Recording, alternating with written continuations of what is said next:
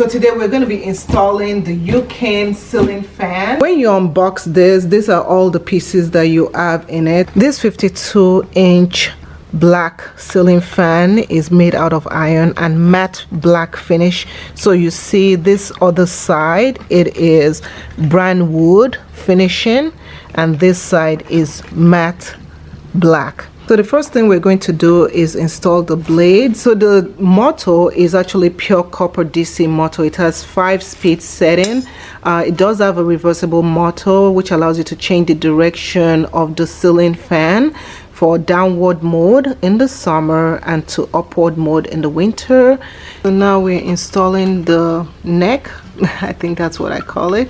We're using a shorter one. You do have a longer one right there, but we are using the shorter one right there. Now we're going to cover this part, and what we're going to do is use this covering right over here, pass all the cords through it so that it covers all the bolts that you see over there. So the short rod measures at 4 inches by 1, whereas the long rod measures 10 inches by 1. So now we're going to install that over it, and that is what actually goes and sits on the ceiling when we have it up in the ceiling. So after we've installed that, now it's time to put the fan motor on it. So we're just going to connect all the wires, make sure they're all connected with the main source wire. So now we're going to put the receiver for the remote control right over there, get that put in. Okay, so now we're going to install the blade. You can see how perfectly everything fits in.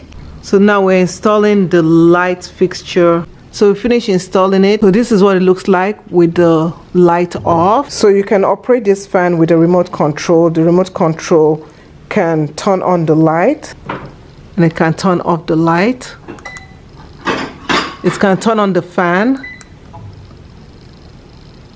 So as you can see, you have different speeds with the remote control. You have up to 5 speed for the fan, and you can set the fan to run for different interval of time, 1 hour, 2 hours, 4 hours, even 8 hours. And yeah, so I absolutely like it.